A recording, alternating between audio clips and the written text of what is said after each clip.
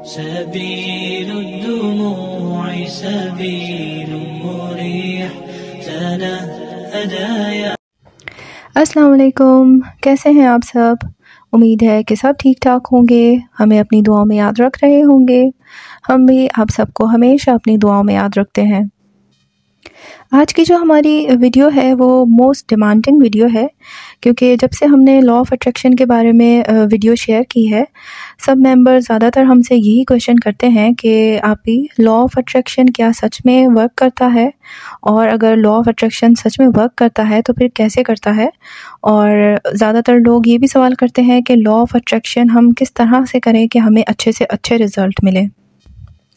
तो आज की जो हमारी वीडियो है वो इसी से रिलेटेड है। आज की वीडियो में लॉ ऑफ़ अट्रैक्शन की टेक्निक्स मैं आपको बताऊंगी, और साथ ही साथ जिन सिस्टर को माशाल्लाह से इससे रिज़ल्ट मिले हैं और वो जो चाहती थी अल्हम्दुलिल्लाह अल्लाह पाक ने उन्हें वो अता कर दिया है, तो उन सिस्टर की मिरेकल स्टोरी भी मैं आप सबके साथ शेयर करूंगी, ताकि आप सबको भी आइडिया हो कि लॉ ऑफ़ अट्रैक्शन से किस तरह से अल्लाह ताला मदद करते हैं, और लॉ ऑफ़ अट्रैक्शन के ज़रिए किस तरह से जो आप चाहते हैं वो आप हासिल कर सकते हैं। लास्ट वीडियो में हमने लॉ ऑफ़ अट्रैक्शन के 3 रूल्स बताए थे। जिन लोगों ने वो वीडियो नहीं देखी तो पहले वो वीडियो ज़रूर देखें, उसके बाद आपको आज की वीडियो ठीक से समझ में आएगी। क्योंकि जब तक आप ये रूल्स ठीक से समझेंगे नहीं, आपको इसे ठीक से फॉलो करना नहीं आएगा, और जब तक आप इसके रूल्स को ठीक से फॉलो नहीं करेंगे तो लॉ ऑफ़ अट्रैक्शन आपके लिए बिल्कुल भी वर्क नहीं करेगा। पहले मैं हमारी सिस्टर की मिरेकल स्टोरी शेयर करूंगी, उसके बाद मैं आपको लॉ ऑफ़ अट्रैक्शन की टेक्निक्स बताऊंगी कि लॉ ऑफ़ अट्रैक्शन कैसे करना है। इन सिस्टर के साथ एक नहीं माशाल्लाह से 2 मिरेकल्स हुए हैं, इसीलिए इनकी स्टोरी ज़रूर सुनिएगा और पूरी सुनिएगा। आपको बहुत कुछ सीखने को मिलेगा और इंशाल्लाह आप सबको मोटिवेशन भी बहुत मिलेगी। तो चलते हैं हमारी सिस्टर की मिरेकल स्टोरी की तरफ। जेमस्टोन्स और इंसान का ताल्लुक सदियों से चला आ रहा है। ये बेशकीमती पत्थर अल्लाह की बनाई हुई ऐसी नायाब शय है जिसमें अल्लाह ने कुछ असरात रखे हैं जो हमारी ज़िंदगी पर असरअंदाज होते हैं। इन कीमती पत्थरों का जिक्र हत्ता कुरान पाक में भी आया है, जैसा कि सूरह रहमान की आयत नंबर 22 में फरमाया गया है, यखरुजु मिनहुमुल लुअलु वल मरजान, इन दोनों दरियाओं से मोती और मूंगे निकलते हैं। और आयत नंबर 58 में है, कअन्नहुमुल याकूत वल मरजान, गोया वो लाल और याकूत और मूंगा है। फबिअय्यि आलाइ रब्बिकुमा तुकज़्ज़िबान, और तुम अपने रब की कौन कौन सी नेमतों को झुटलाओगे। और सूरह वाक़िया की आयत नंबर 23 के मुताबिक, कामसालिल लुअलुल मकनून जज़ाअम बिमा कानू यामलून, पोशीदा रखे हुए मोती की तरह ये उनके अमाल के बदले में मिलेंगे। तहज्जुद मिरेकल आपके लिए लाया है ये कीमती स्टोन्स पावरफुल दम के साथ। हम आपको देंगे वो कीमती दम स्टोन्स जो आपके लिए बेहतरीन हैं, और वो भी आपके नाम के अदद, हरूफ और आपकी प्रॉब्लम्स के मुताबिक। अगर आप भी जॉब या बिजनेस में सक्सेस हासिल करना चाहते हैं, या फिर आप सेहत की खराबी, रिश्तों की बंदिश, मनपसंद शादी, जादू के असरात, रुकावट, रिस्क की तंगी जैसे मसाइल का शिकार हैं, तो आज ही स्क्रीन पर नज़र आने वाले नंबर्स पर कॉन्टैक्ट करें और अपने लिए बेहतरीन और कीमती दम स्टोन्स हासिल करें। बेशक अल्लाह की बनाई हुई कोई शय बेकार या नकारा नहीं है। अल्लाह की बनाई हुई हर शय कीमती और फ़ायदेमंद है। सलाम आपी जान, उम्मीद है आप बिल्कुल ठीक होंगी और हमेशा की तरह सबकी दुआएं ले रही होंगी। आप सबसे पहले तो मैं आपको बहुत ज़्यादा थैंक्स करना चाहती हूँ, क्योंकि आपने मुझे लॉ ऑफ़ अट्रैक्शन के लिए सिलेक्ट किया और मुझे इस बारे में डिटेल से गाइड किया। आप भी मैं अपनी स्टोरी शुरू से बताना चाहती हूँ। मेरी लाइफ में 2 प्रॉब्लम्स थे। पहले तो मेरे बिज़नेस का इशू था, और सेकंड मेरी शादी का। ऐसा नहीं है कि मैं खूबसूरत नहीं हूँ, अल्हम्दुलिल्लाह अल्लाह का बहुत शुक्र है कि अल्लाह ने अच्छी सूरत दी है, और हमेशा से ही इंडिपेंडेंट रही हूँ, इसीलिए फ़ाइनेंशियली भी अल्हम्दुलिल्लाह स्ट्रॉन्ग ही हूँ। आप ही मैंने बहुत छोटी एज से अर्निंग स्टार्ट कर दी थी, क्योंकि मेरा कोई भाई नहीं है और मैं अपनी सिस्टर्स में सबसे बड़ी हूँ। मुझसे छोटी 3 सिस्टर्स हैं। मेरे बाबा प्राइवेट कंपनी में जॉब करते थे। पहले तो बाबा की सैलरी से अच्छा गुजारा हो जाता था, लेकिन जैसे जैसे सिस्टर्स बड़ी होने लगी, बाबा की सैलरी में गुजारा करना मुश्किल हो गया।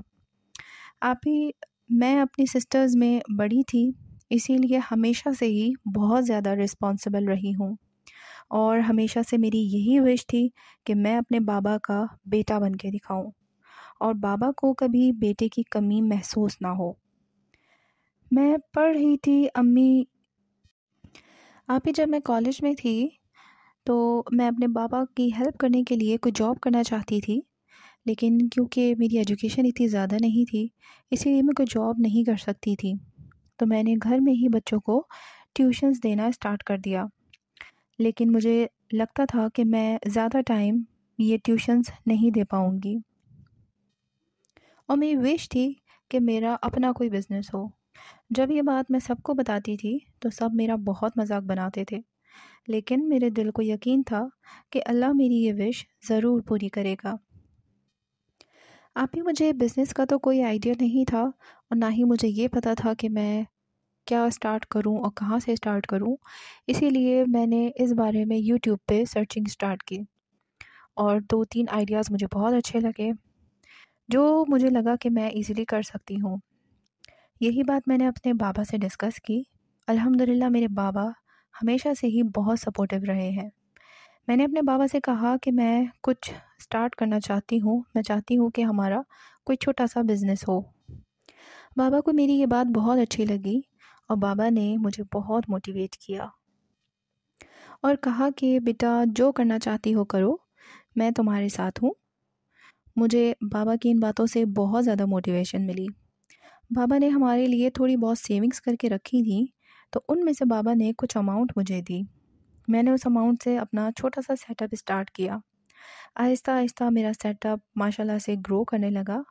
मेरे बाबा भी मुझे उसमें बहुत हेल्प करते थे और अल्हम्दुलिल्लाह कुछ सालों की ही मेहनत के बाद अल्लाह ताला ने इतना करम किया कि मेरी बहुत अच्छी अर्निंग होने लगी। अक्सर लोगों को मुझे देख के हैरत होती थी कि मैंने इतनी जल्दी अपना बिज़नेस इतना ग्रो कैसे कर लिया, और मेरा मानना ये है कि ये सब सिर्फ़ और सिर्फ मेरे माँ बाप की दुआओं की वजह से ही हुआ है। अभी मुझे बहुत खुशी थी कि मैं अपने बाबा को सपोर्ट कर रही हूँ और अब बाबा को जॉब की ज़्यादा टेंशन नहीं होती थी, वरना पहले बाबा को हर वक्त अपने जॉब जाने की टेंशन रहती थी। और मैं इन सब चीज़ों में इतना बिज़ी हो गई थी कि मैंने कभी अपने बारे में नहीं सोचा। मुझे बस यही फ़िक्र रहती थी कि मैं अपनी सिस्टर्स को अच्छी से अच्छी एजुकेशन दिलवाऊँ। मैंने अपने बिज़नेस की वजह से अपनी स्टडीज़ छोड़ दी थी क्योंकि मैं दोनों चीज़ें एक साथ हैंडल नहीं कर पा रही थी। लेकिन मैं चाहती थी कि मेरी सिस्टर्स अपनी स्टडीज़ कंप्लीट करें। मेरी सिस्टर्स में और मुझ में एज डिफरेंस ज़्यादा नहीं था, लेकिन मेरी रिस्पॉन्सिबिलिटीज़ ने मुझे वक्त से पहले ही बहुत बड़ा बना दिया था। लेकिन मैं अल्लाह का बहुत शुक्र अदा करती हूँ कि अल्लाह ने मेरी ये विश पूरी की और मुझे इस काबिल बनाया कि मैं अपने बाबा का बेटा बन सके। अभी सब कुछ बहुत अच्छा जा रहा था, लाइफ बहुत अच्छी गुजर रही थी कि एक दिन मेरी छोटी सिस्टर के लिए एक प्रपोज़ल आया। अम्मी बाबा को लड़का और उसकी फैमिली बहुत अच्छे लगे, इसीलिए उन्होंने मेरी सिस्टर का वहाँ रिश्ता कर दिया। बाबा पहले मेरे रिश्ता करना चाहते थे, लेकिन मेरी अम्मी ने कहा कि अल्लाह ने जब इसके नसीब में लिखा होगा, इसके लिए भी ज़रूर अच्छा रिश्ता आ जाएगा। लेकिन अभी जिसके लिए रिश्ता आया है, उसके लिए बिला वजह इनकार करना ठीक नहीं। अभी मैं सबसे बड़ी बेटी हूँ और बाबा से शुरू से ही बहुत ज़्यादा क्लोज़ भी रही हूँ, इसीलिए बाबा को मेरी फ़िक्र ज़्यादा रहती थी। उन्हें ये डर था कि अगर मेरी छोटी सिस्टर का रिश्ता हो गया तो शायद मेरे लिए रिश्ता नहीं आएगा।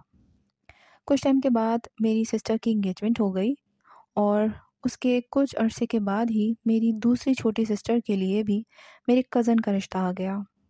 इस बार मेरी अम्मी भी मेरे बाबा की तरह ही मेरी वजह से इस रिश्ते से इनकार करना चाहती थी, लेकिन मैं जानती थी कि मेरी सिस्टर मेरे उस कज़न को पसंद करती है। इसीलिए मैंने अपने अम्मी बाबा से ज़िद करके अपनी सिस्टर का रिश्ता करवाया, क्योंकि मैं अपनी सिस्टर को उदास नहीं देख सकती थी। इसीलिए अपनी बहन की खुशी के लिए अपने अम्मी बाबा को मैंने इस रिश्ते के लिए राज़ी किया और मेरे काफ़ी समझाने पे वो लोग मान भी गए और कुछ टाइम के बाद हमने घर में ही अपनी छोटी सिस्टर की इंगेजमेंट की रस्म कर दी। 1 साल के बाद मेरी छोटी सिस्टर, जो कि मुझसे छोटी थी और जिसकी सबसे पहले इंगेजमेंट हुई थी, उसकी शादी की डेट फ़िक्स हो गई थी। ये हमारे घर की पहली शादी थी, इसीलिए हम सभी बहुत ज़्यादा एक्साइटेड थे और हम सब ने शादी की तैयारियां स्टार्ट कर दी थी। अभी मैं अपने काम में इतना बिज़ी रहती थी कि मैं अपनी खाला के घर भी ज़्यादा नहीं जाती थी। वैसे भी मेरे जितने भी रिलेटिव्स थे वो आउट ऑफ सिटी ही रहते थे। मेरी सिर्फ 2 खाला थीं जो हमारे ही सिटी में रहती थी। इसीलिए मुझे ज़्यादा आइडिया नहीं था कि कौन मेरे बारे में क्या बात कर रहा है, और ऑनेस्टली मुझे इसकी ज़्यादा फ़िक्र भी नहीं होती थी, क्योंकि मैं इतना बिज़ी रहती थी कि मुझे ये सब चीज़ें, ये सब बातें सोचने का टाइम ही नहीं मिलता था। और अगर मेरे अम्मी पापा से कोई कुछ कहता भी होगा तो उन्होंने मुझे कभी कुछ नहीं बताया। 2 खालाओं के अलावा मेरे सारे रिश्तेदार आउट ऑफ सिटी ही रहते थे, इसीलिए किसी का हमारे घर पे ज़्यादा आना जाना भी नहीं होता था। मेरी सिस्टर की जब शादी स्टार्ट हुई तो सब रिश्तेदार हमारे घर रुकने आए, और जब सब रिश्तेदार हमारे घर आए उस वक्त पहली दफ़ा मैंने अपने लिए बहुत नेगेटिव बातें सुनी। आप ही मैं सोच भी नहीं सकती थी कि लोग इतना नेगेटिव भी सोच सकते हैं। मुझे तो लगता था कि जैसे मेरे बाबा को प्राउड फील होता है कि मैं इतनी छोटी एज में अपना बिज़नेस कर रही हूँ, इसी तरह मेरे रिलेटिव्स भी मुझ पे प्राउड फील करते होंगे, और वो भी शायद अपनी बेटियों को मोटिवेट करते होंगे, या मेरी कज़न्स मुझे देख के मोटिवेट होती होंगी कि हम भी इसी तरह अपना कुछ छोटा सा बिज़नेस स्टार्ट करें। क्योंकि मेरी फैमिली में मेरी कज़न्स जॉब वगैरह नहीं करती थी, तो मुझे लगा कि मुझे घर से काम करता हुआ देखकर शायद उनको भी शौक़ हो, और उनके पेरेंट्स भी उनको अलाउ कर दें कि जब मैं घर में रहकर इतनी अच्छी अर्निंग कर सकती हूँ तो वो लोग भी कर सकती हैं। लेकिन आप ये, मुझे सच में अंदाज़ा नहीं था कि ये सब लोग मेरे बारे में इतना गलत सोचते हैं। पहले तो सब ने इसी बात पे इशू बनाया कि बड़ी के होते हुए छोटी बहनों का रिश्ता कर दिया, अब इसका रिश्ता मिलना बहुत मुश्किल हो जाएगा। तो किसी ने कहा कि जब लड़की कमाना शुरू कर देती है तो फिर उसे शादी में इंटरेस्ट नहीं रहता। तो किसी ने कहा कि मैं कमाती हूँ, इसीलिए मेरी डिमांड बहुत ज़्यादा हाई है, इसीलिए मेरा रिश्ता नहीं होता। और आप ही किसी ने ये कहा कि मुझे अपने बिज़नेस का और अपने पैसों का बहुत गुरूर है, इसीलिए मैं किसी को मुंह लगाना पसंद नहीं करती, तो ऐसी लड़कियों के लिए रिश्ते कैसे आएंगे। और कुछ लोगों ने तो यहाँ तक कह दिया कि इसके माँ बाप ही इसका रिश्ता नहीं करना चाहते, क्योंकि अगर इसका रिश्ता करवा दिया तो इसकी कमाई पर ऐश कैसे करेंगे। आप ही ये सब बातें सुनने के बाद मैं इतना ज़्यादा डिप्रेस हुई कि मैं अपनी बहन की शादी ठीक से एंजॉय भी नहीं कर सकी, जिसके लिए मैं इतने टाइम से अरेंजमेंट्स कर रही थी, और ये हमारे घर की पहली शादी थी, और मैं अपनी बहनों से भी बहुत ज़्यादा क्लोज़ थी। मैं चाहती थी कि मैं उनकी शादी बहुत अच्छी तरह से एंजॉय कर सकूं, लेकिन इन सब बातों ने मुझे इतना ज़्यादा डिस्टर्ब कर दिया कि मैं अपनी बहन की शादी बिल्कुल भी ठीक से एंजॉय नहीं कर सकी। और मैं इतना ज़्यादा नर्वस हो गई कि मुझे लोगों का अपनी तरफ देखना भी बहुत अजीब लगता था। मुझे लगता था जैसे मेरी तरफ वो देख रहे हैं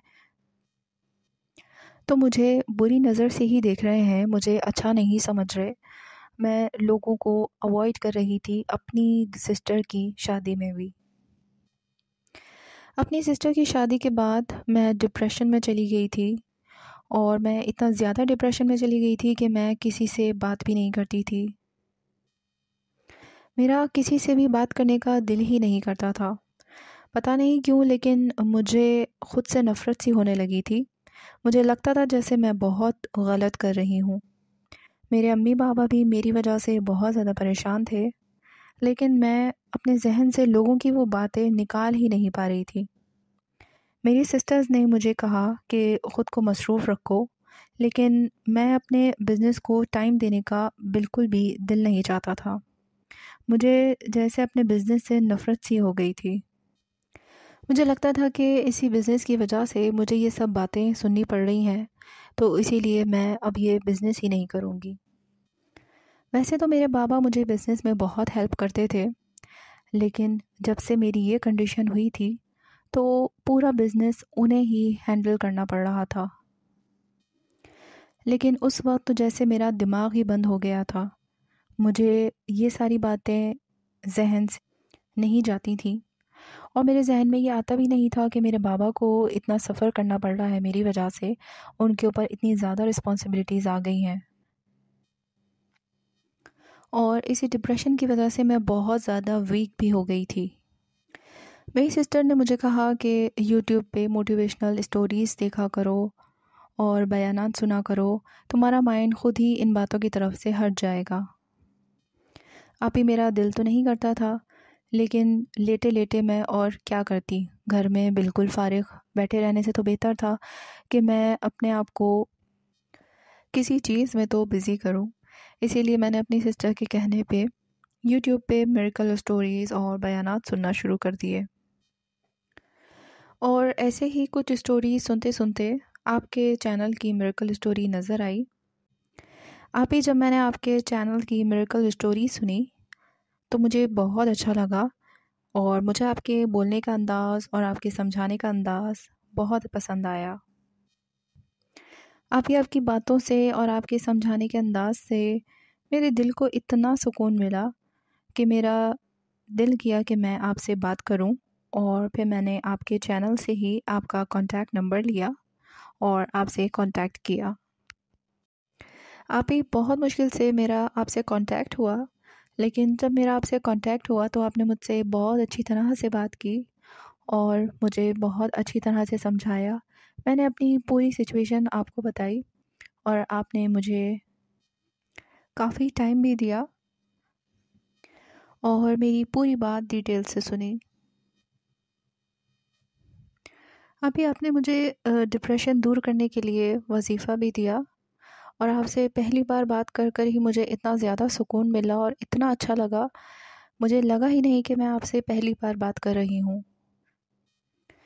और आपसे बात करने के बाद मैं बहुत ज़्यादा रिलैक्स हो गई थी और मैंने आपका दिया हुआ वजीफ़ा स्टार्ट किया। इन सिस्टर की कंप्लीट मिरेकल स्टोरी इंशाल्लाह मैं नेक्स्ट वीडियो में आपके साथ शेयर करूँगी, क्योंकि अभी अगर इसी वीडियो में मैं इनकी मिरेकल स्टोरी और साथ ही लॉ ऑफ अट्रैक्शन की टेक्निक्स आपसे शेयर करती तो वीडियो बहुत ज़्यादा लेंदी हो जाती, क्योंकि लॉ ऑफ अट्रैक्शन के बारे में भी मुझे डिटेल्स आप लोगों को समझाना है ताकि आप लोग अच्छे से लॉ ऑफ अट्रैक्शन को समझ सकें और अच्छी तरह से उसे फॉलो कर सकें। तो आज की वीडियो यहीं पे एंड करते हैं इस दुआ के साथ कि अल्लाह ताला हमारे तहज्जुद मिरेकल के हर मेंबर की तमाम ख्वाहिशें और हाजात जल्द से जल्द कबूल करे और हमारे मेंबर्स जिन मिरेकल्स के लिए इतनी मेहनत कर रहे हैं और इतनी दुआएं मांग रहे हैं, अल्लाह ताला हमारे मेंबर्स की लाइफ में वो मिरेकल्स जल्द से जल्द करे। आप सब भी हमें अपनी दुआओं में ज़रूर याद रखिएगा। तो नेक्स्ट वीडियो तक के लिए अल्लाह हाफ़िज़।